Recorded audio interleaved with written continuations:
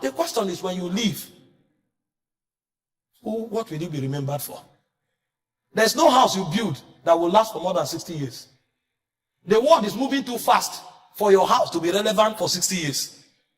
There's no car you buy that will be relevant for more than 10 years. There's no money you have in any account that can exist beyond 2 generations. And so the question is, when you leave, what will you find about you? The only thing that can live about you forever are the immortal things you pick from the presence of God. Because everybody who goes there carries something. Some goes there, they carry favor. Some go there, they carry wisdom. Some go there, they carry power. And so the things they establish because they went to the immortal realms, they become immortal forever on the face of the earth. And so a man who has not journeyed in intimacy with God, he's already forgotten.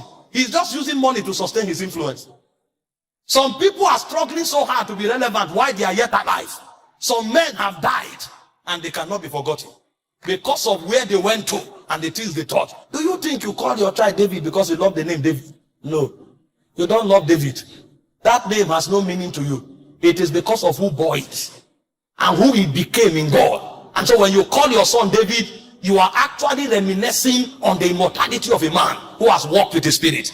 So men become eternally relevant because they walk with the Spirit. This is a man who wandered around with women, but suddenly he saw a spirit and he started walking with that spirit. And forever and ever, generations to come will be honored to name themselves after his order, because he has seen something that is eternal. Abraham was in the hall of the Chaldees until he encountered that spirit.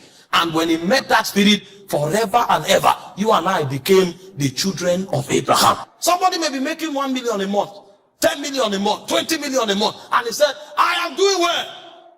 And then they look at you from Zion, they say, you've never come here. How come? How come we've never seen you? If we don't see you and you don't come here, how can you now attach purpose to the money you have? The money you have will now become the basis of your condemnation. Because when you go to where they whisper to the souls of men, they will tell you it is not about the money. It's about the purpose of that money. And you can never have an understanding of that purpose with your brain. It will be shown to you.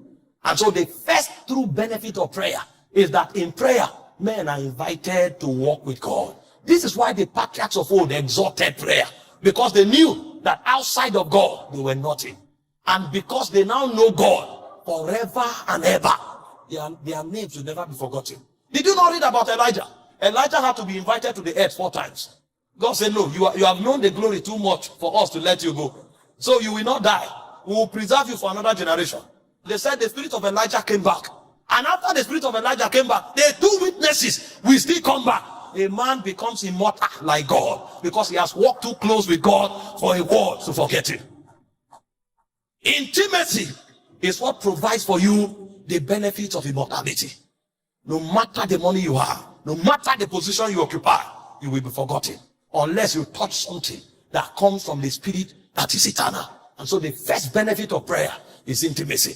Men of old were wise. They gave their all to prayer. Daniel was in Babylon. The king said nobody should pray to any other god. He was willing to risk his position and to risk his freedom for prayer. Because outside of intimacy, he has no freedom in the first place. And in Daniel 6:10, the Bible said 3 times.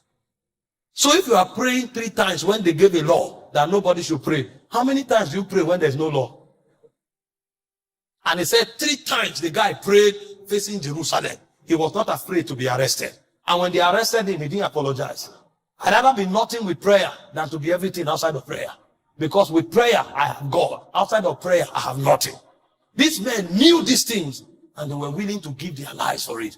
And so the first benefit of prayer is a walk with God. And the reason is simple. Your walk with God makes you immortal. Every other thing you touch will ebb away with time. But the things you pick from the realm of God, they will outlive you.